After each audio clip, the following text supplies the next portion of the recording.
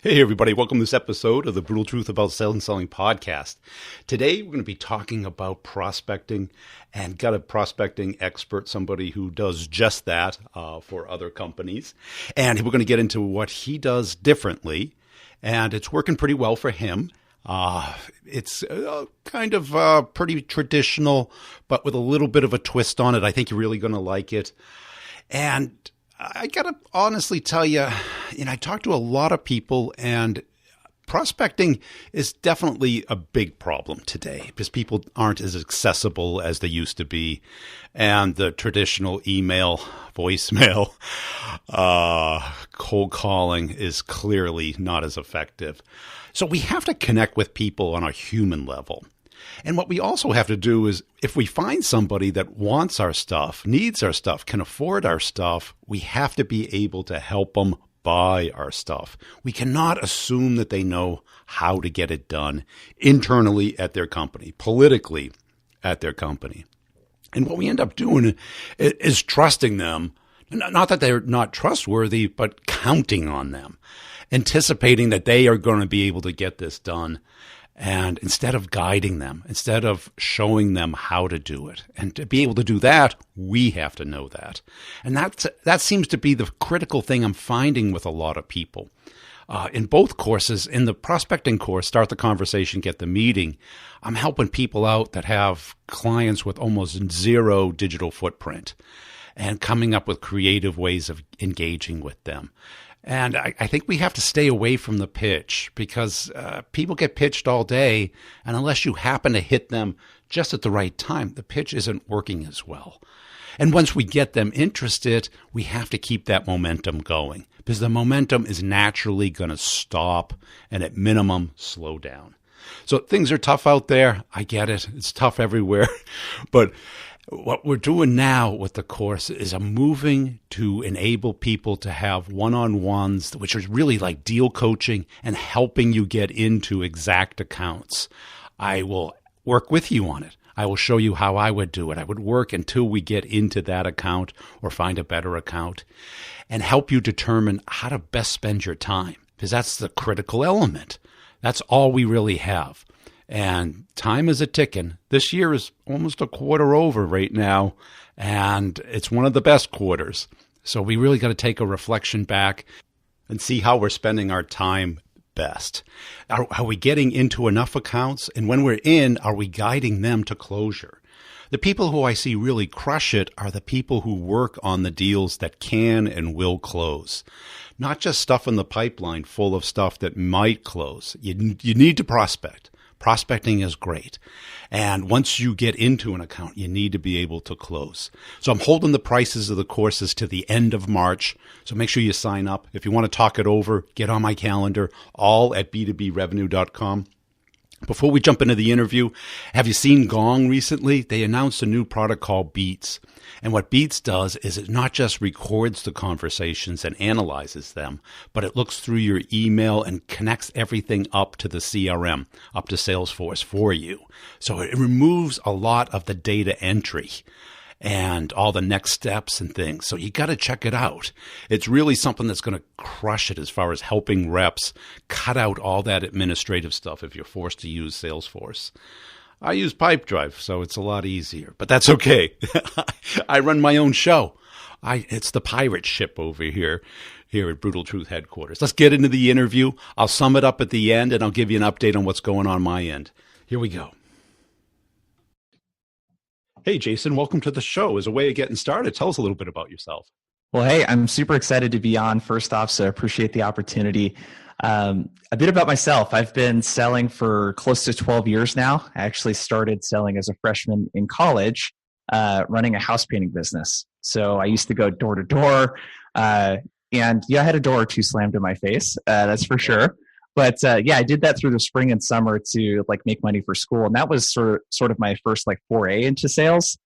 Prior to that, I wanted to be like a forensic scientist and get a bachelor's degree and work for a city police department and all that good stuff. So that was, believe it or not, that got me really excited about sales, like doing the door to door and the cold calling, and getting to meet with homeowners and sell them a $3,000 to $10,000 paint job. That was super cool. So since then, though, my wife Sarah and I started a company, Blissful Prospecting.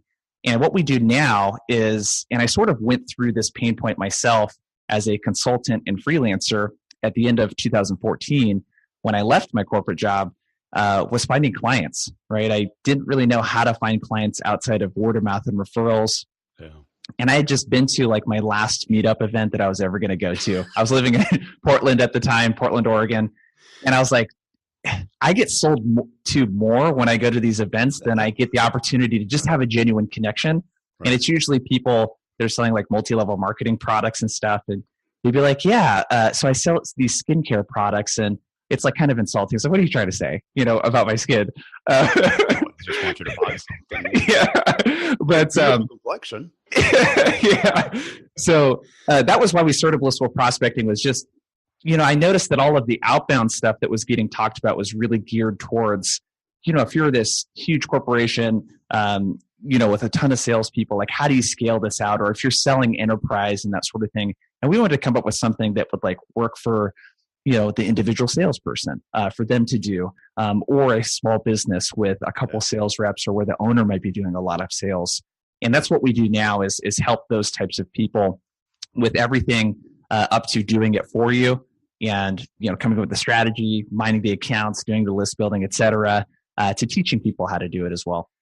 Because it is kind of like the hardest part of selling. Mm-hmm. Because I think everybody likes the engagement part. Like yeah. Have a voluntary conversation. Yeah.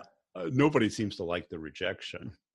Yeah, it's tough. And the thing that I don't know, I still do this even though I've been selling for so long, is it's really easy to take rejection personal. And if you do prospecting and selling, if you do it right and you're actually doing your research, the majority of the time should be spent on making sure the account that you're going after is the right one and they actually have a need for what you're doing, and the prospect is the right contact at that company. If you do the research on the front end, you're really not going to get too many people that are like really, super angry that you're reaching out to them. They'll just be like, hey, I appreciate the content that you shared. Now is not a good fit, or we're not interested. So we rarely get people that like really brutally reject us if you're doing that research on the front end. So you kind of fell in love with the idea of, you were pretty much working for yourself when you were doing the door-to-door stuff, or did you have a company you were working for? Yeah, so I was working for a company called College Works Painting. Okay. Yeah, so they hire about 3,000 college students every year, and what they do is they put you in charge of running it's basically like a franchise. So you run a branch. So what they do though is like you don't do any of the painting. You have to hire painters. So at the very beginning in the spring, you're just selling because you're not doing any painting until after school. So they actually taught us to hire what they called marketers. So we would teach people how to go door to door with us, and it was actually very sophisticated, their training. So we had a lot of scripts. The sales training was really good. They talked about needs-based selling and how to ask good questions, how to not to be a pushy a-hole, with a homeowner, because that stuff doesn't work when you're inside someone's house. Like people hate that, right? So it was very systemized actually, and it really laid a good foundation for what we do now with prospecting, because one of the big lessons they taught me at the very beginning, because I just thought I could go to any neighborhood and if the houses were appealing, they'd be interested in painting. And lo and behold, not every house that needs painting can actually afford it. And one of the things they called scouting territories, this is very similar to like how you research accounts in B2B, was going into the neighborhood and looking for things like, hey, what kind of cars are these people driving? Are the lawns, are they taking good care of the lawn? If every house in the neighborhood needs paint, it's probably not a good neighborhood. Right. They probably can't afford to do it or don't care about it. So there's little things like that were like really helpful at the beginning. And then the pitch was, it's kind of weird because I can look back on this now and see that helped. But the pitch was, you're not trying to sell the painting services at the door. You're just trying to sell an estimate, a free estimate, right? The opportunity to talk with them. Yeah. I think that's another important prospecting lesson is like we try to sell our service or product in our prospecting efforts when, dude, you're just trying to sell the appointment. That's all you need. Earn the right to sell the person by prospecting well, asking good questions, giving value, and the person will give you an opportunity to sell, but you have to earn that. And I learned that as looking back as a freshman in college, which is really interesting how house painting and it connects with B2B and like what we're doing now. It's pretty funny. Well, you were probably on commission, or was it commission only? Straight commission, actually, Yeah. which was, I wasn't really scared, which was interesting, because I needed money to pay for school, right? But I ended up doing really well. I made about $27,000 between the spring and summer for school, and ran one of the largest branches, largest branch in Oregon. I finished around like top 15-ish, I think it was, in the nation in sales. So I did really well. Not everyone does that well, but yeah, it was straight commission. So it kept me hungry. And like the big thing that I always liked was, because we did all of our estimates on the weekend, all of our sales appointments, my goal was always to do 10 estimates every weekend. There were 2 hours a piece usually. Whew. So that was like how you know you had a good sales weekend, is if you're stacking each day with about 8 to 10 hours worth of sales appointments. So yeah, it was fun. What's working for you today? You seem to be doing a lot with video. Yeah. I think so what we ran into, just to kind of give you the foundation for why we're doing video and like why it works, I know that because you're a big proponent of video, is that when we first started Blissful Prospecting, we were a cold email only company, and then we started doing LinkedIn, but they were siloed services. So you could either hire us to do cold email or do LinkedIn. And what we noticed, there's actually a really interesting study. Have you heard of the Bridge Group? Yeah. Yeah, they put out some really cool content, and they studied about 500 B2B companies that do outbound.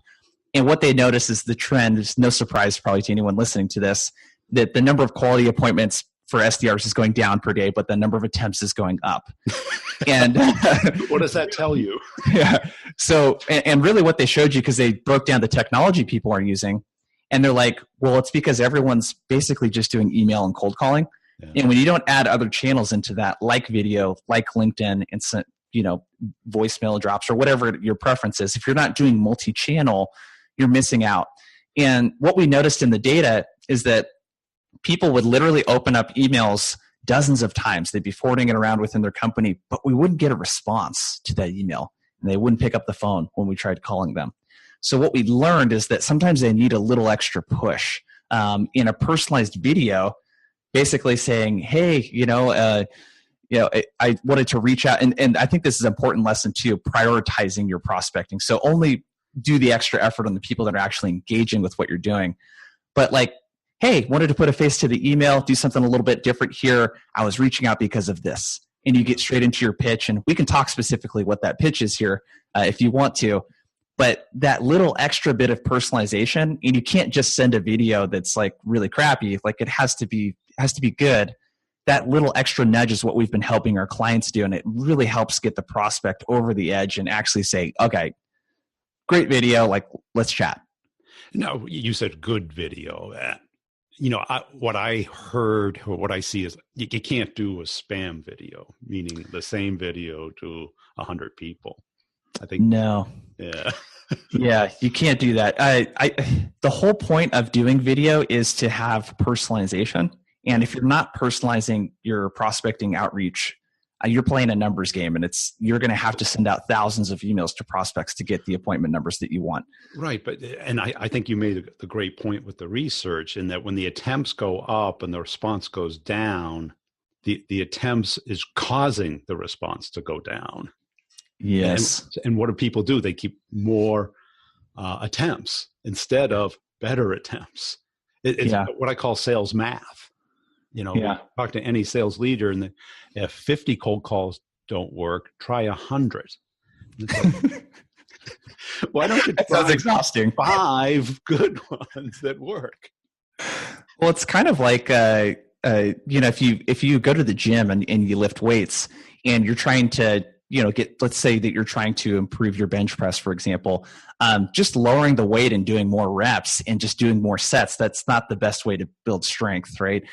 There's lots of different things that you can do. You can look at the pulling muscles. There's, pushing fast and then releasing slow on the way down. There's all kinds of different things you can do to get those muscles firing and feeling something different.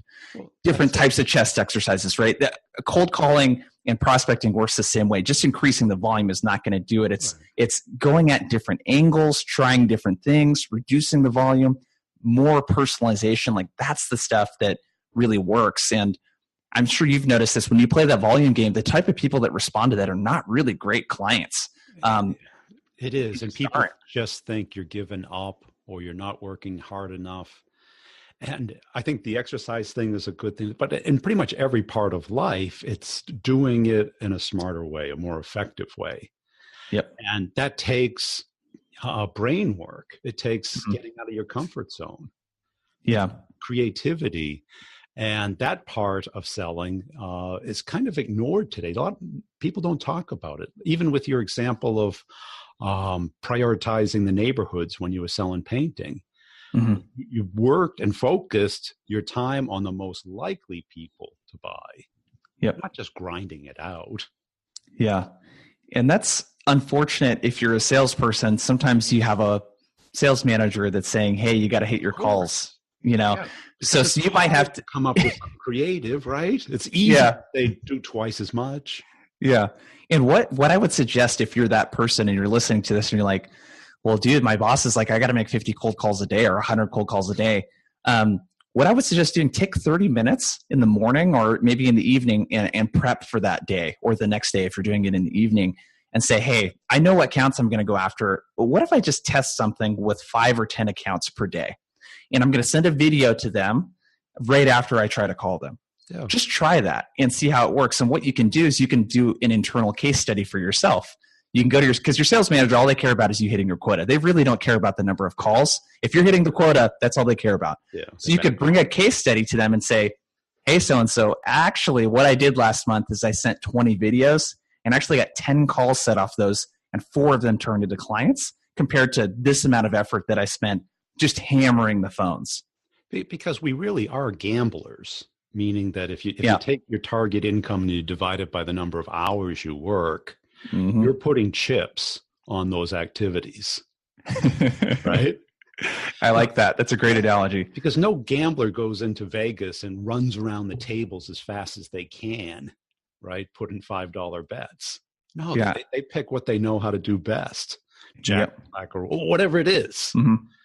And if we turn that part of our brain off and just do the grind, we're missing the real point. Yeah. So what do you call a good video? So a good video is, and another way of thinking of this too, is you're giving the person a chance to empathize with you. And I use the word empathy because, men, I'm including myself in this, we struggle empathizing. This is why sometimes I think women pick up sales a lot faster than men. They do. But if you don't give the person a chance to empathize with you and actually show some feeling and some personality, like you're just another person reaching out to them. So there's a couple things with video that are extremely important just beyond the pitch. And I'll get into like how we coach the pitch here in a second. But a few things that, and depending on what software you're using, it should allow you to put a thumbnail into the video. Sure. And the most important thing is right away, I like to hold a whiteboard or a piece of paper and write the person's name on it. You should be doing that at the very minimum. If you have something more creative, you can do that, but show the person that it's personalized. So that's the very first thing. You need to show them that it's personalized so they actually click on the email. So sales copy, is all about getting the person to convert and do the thing you want them to do. Well, that's the only thing you want them to do in the video. So I like to put my hand up and wave and smile and then look at the camera, make eye contact. And that's just a good tip for video calls in general so that the person feels like you're talking to them instead of to a screen, right? Yeah. So very first thing, thumbnails got to be great. Smile, put some personality, be excited. So second, when you're actually giving the pitch, it needs to be about 30 to 60 seconds. And you need to think that this person, if they've given you the time of day to actually click on this, like don't waste their time. So what you want to avoid doing is just getting straight into, here's our products, here's our services. I feel like we could help this way. So the pitch needs to be you showing them that you did your research, giving 1 to 2 sentences on why you're reaching out, and then a quick call to action. Yeah. So if I was doing this for Blissful Prospecting, and we sell prospecting services, I would do something like this. I'm just going to use a random company, whatever comes to mind. Let's see. Let's use, here, I'll just use a random name too. Hey, Caleb, this is Jason with Blissful Prospecting. Thought I'd do something a little bit different here and put a face to the email by sending over a quick video. I was reaching out. First off, I'm a big fan of what you guys are doing at ABC Consulting. The testimonial that you got from that recent client that you accomplished this with was like really great. But I was reaching out because we actually work with similar consulting companies to you guys. And I noticed that sometimes they have a challenge of getting the attention of potential dream clients or prospects they really want to work with. So I wasn't sure if that was a challenge of yours, but if it is, we might be able to help you out. So I left a few times that we could chat in the email. Let me know if that's something you're interested in. And if this is not a good fit for you, feel free to let me know that as well. Either way, keep up the good work. Looking forward to chatting. Yeah. Do something like that. I think that was about 40, 45 seconds. Yeah. And that's probably just as easy to do than it is to type. I actually like video, and I know that you've created a lot of video content too. I think video is actually easier to do than actually typing out stuff. Well, so. We were talking about this a little bit, and, even my walking and talking videos versus a blog. Yeah. If I got 150 views of a blog post per day, I'd be excited. Yeah. And I hear people putting a week into getting 11. Uh-huh. And when you can get 1,000 times that, you're like, and there's no effort, right? You're doing something else while you're doing it. But I love the video, and I think it gets you much closer to them. Mm-hmm. They know what you look like, they know what you sound like, and they get a sense of your personality. Yep. And you don't get that in an email. Yeah, you really don't. And the thing is that just along the same theme, you got to have some really great copywriting chops to have really compelling emails. And I think one thing that we tend to do is rely too much on email. You need to treat it as a channel. Video is a channel. LinkedIn is a channel. Calling is a channel. Don't make it about the email. Make it about doing multi-channel and like getting a chance to put your face out there and your personality. Because the biggest thing that a vendor or any potential prospect is going to analyze whether they want to spend 30 minutes with you on a phone call is, do I like this person? Am I going to enjoy talking to this person for 30 minutes? Yeah. Is it all about you, or do you really understand what I'm up against and what I want to accomplish? And are you going to hound me for the rest of my life? Yeah. You're going to put me in your CRM, and then am I going to continue to receive automated into that sales enablement cadence? Just the robocall of email today, right? Yeah. And the people who are doing that are just, you're alienating your market. Mm-hmm. You're not engaging your market. Yep. And think about it. It's like, who really influences you? It's people you know, like, and trust, right? Mm-hmm. A complete stranger going from unknown to trust ain't happening. Yeah. Right? I mean, how did you feel when you were knocking at the door? People were like, who knocks on doors, right? Yeah. It's either neighbors, rarely, strangers, poor people checking to see if anyone's home. It's kind of not only an interruption, it's unscheduled. It's right. And email and cold calling are a little bit like that. Yeah. So, and then to ask for something, it's a lot. It's a lot to ask. And this is like what you're saying is that empathy piece. And you have to put yourself into the prospect's shoes and look at, hey, the person I'm reaching out to is probably getting solicited dozens of times a day from people exactly like me. Yeah. So if I don't appear to be someone adding value, helping them with their challenges, if I don't understand like who they are and what they're trying to accomplish, what a day in the life of their job looks like. I mean, this is all stuff that you can research on Google now. If you're reaching out to CFOs and selling finance type stuff, like just Google like biggest challenges CFOs face. And it'll tell you, like, there's so much great content, but without that, you can't really put together compelling messaging. Yeah. And what prompted you to go to a video? Was it just an experiment, or did somebody encourage you to do it, or? So a couple things. We work with a lot of outside resources to help us with blissful prospecting, like consultants and things like that. And these consultants kept telling us that, hey, you got to do multi-channel. That was the big thing that we were learning. Video seemed to be, and then we're also looking for something that we could do for our clients. So video is like one of those things that like they have to record the video, but we can make it really easy for them to do that. We can coach them on the pitch, give the prospects info, and tell them exactly what to say. And if they're good on video, they can wing it for 30 to 60 seconds because they have all the information right there and they don't have to go hunting, and then we'll throw it into the email and follow up with the prospect for them. So what prompted video is really I've done a lot of public speaking, and it seemed like the go-to for me because I'm like, when I'm prospecting to find clients, I'm not really actually showcasing, me either. If I'm just sending an email, like what's the easiest way to do that? And I noticed that Vidyard especially has a lot of content, and CoVideo puts out a lot of content. Loom is putting out, all these places are putting out a ton of content on how to use this for sales. And I'm like, okay, cool. It's not just a marketing thing. You can actually use this for sales. So that was like really a big thing that prompted it as well, was it seems like a lot of companies are actually starting to use this for sales and marketing. And the whole account-based it's like sales and marketing are almost kind of morphing into one department now when it comes to that sort of stuff. Well, I mean, especially when you have to communicate not just a sales introduction, whole pitch, but actually communicate something that's a little bit more complex that has a visual element. Like I had a thing with one of my courses. It's like entering the coupon code, right? And you would think it was obvious, but about 1% of the people were just hitting enter. And of course, it charges you because you didn't enter the coupon code. Yeah. Trying to describe that in text is one thing. Showing somebody, in more than just a picture was very different. Yeah. And one thing that you can do, with software like CoVideo that's really cool is like you can use it to help you with the sales process too.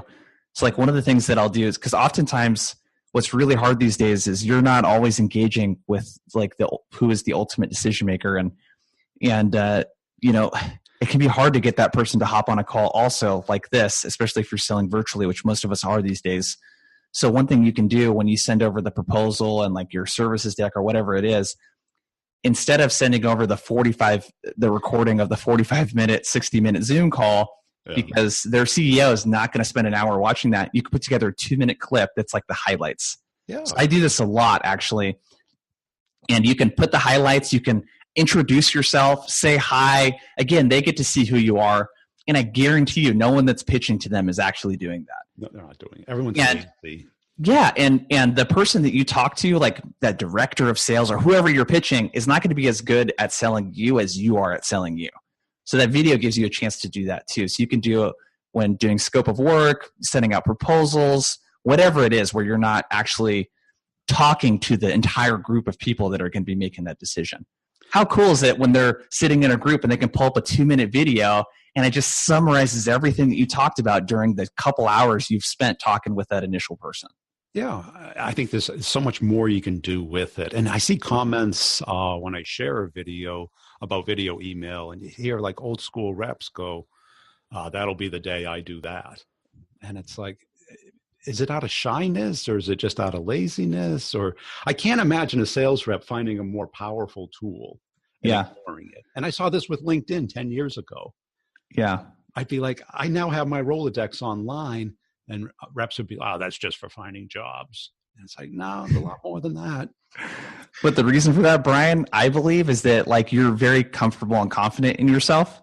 And like you're not afraid to show empathy and like put yourself out there. And I think that if you're too afraid with video, that's exactly what it is. It's fear.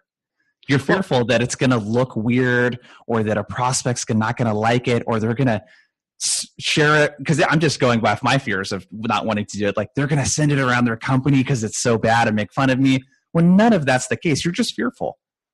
But compare it against some of the, against a text email, I totally agree. But compare it against a cold call. I'm like, I haven't cold called in a long time.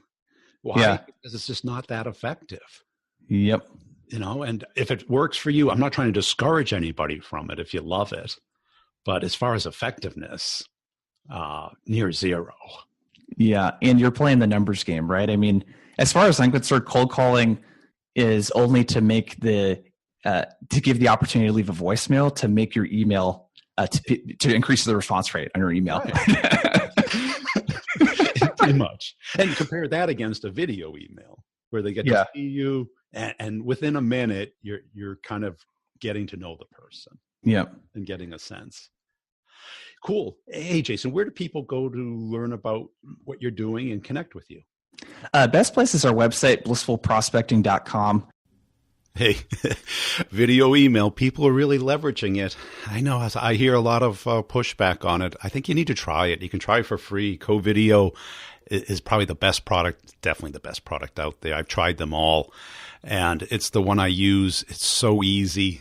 The people there are great. They'll onboard you. Check out their YouTube channel on YouTube, Co-video on YouTube. They show you how to do it.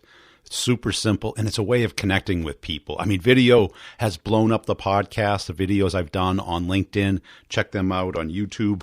I've been doing them since the very beginning. I started really with, well, I guess the podcast started before I did the YouTube stuff, but the YouTube kind of kicked it off. And then when podcasting became really popular a couple years ago, then the podcast took off. But today, we've got to get into these accounts. We've got to stay really focused. It's too easy to get distracted. And too often as reps, we just spend our time looking for the silver bullet instead of taking action, learning from others, and just sticking with something that we know works. Highly focusing on the deals that can close. That's what's critical. I hope you had a great Q1. Hope we can make this a great 2019 for you. That's my job here. The deal coaching is really helping. Plus, I put it back into the course. It's all anonymous so people can learn from it. You can see what other people are doing. What would you do in certain situations? This is how you learn in sales. It's a performance profession. It is not something that once you become so good at it that it's just going to be natural. It doesn't happen. Never will. So check that out, b2brevenue.com. Please connect up with me on LinkedIn. Just follow me there. I got videos there on YouTube at Brian Burns Sales on YouTube, all in English there. Appreciate you listening. And I got some great episodes coming up. Make sure you're checking out Pipedrive. Pipedrive with the coupon code Brutal Truth, all one word. You get it for 60 days. That's twice the normal evaluation period. Try it out. Connect it up with your email. Connect it up with your calendar. It's so nice. It's so sweet. And get your company to move over to Pipedrive, will you? Check out Gong's Beats product. That's cool. Co-video. And Nudge. Are you looking at Nudge? That's how you find out the relationships that you have with everybody in your company, with everybody in your target space. Oh, relationships, that's the easiest way to get in is through a referral, a connection, networking, becoming a master at networking by giving a little bit to people instead of pitching them.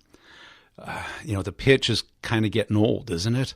Everybody's talking about it, and, you got certain idiots out there saying, oh, you don't even have to be liked. You just be so compelling. Well, maybe, I haven't heard many compelling things from people that I didn't like that I actually would trust and believe in. I don't know about you. The world out there is getting really noisy, and it's all coming back to the core things, the tribal selling from people that they know, like, and trust. And how do you build that? How do you come up with a system to do that that's scalable, that's automated? Instead of trying to hunt and peck every day, trying to get more and more opportunities. The inbound stuff is really disappearing because everybody knows how to get around it, and we're trying to bait them with stuff that doesn't mean that they're interested in our product. It's just a contact. And we can find the contacts on our own. We don't need marketing to do that. But what we really have to do is learn how companies make decisions, both politically, administratively, and how to work off of their time frames to drive it and have urgency. Urgency is the necessary juice, the lubrication of a deal. And too often people are just sitting back. Oh, what are the magic words, Brian, that's going to make them do something? That just gets interest. It builds curiosity and interest. You then have to have urgency and then action. And that action part is the part that kills us. So stay tuned. Make sure you listen to the other podcasts, Sales Questions and B2B Revenue. And we'll see you next time. Thanks for listening. Tell a friend about the Brutal Truth.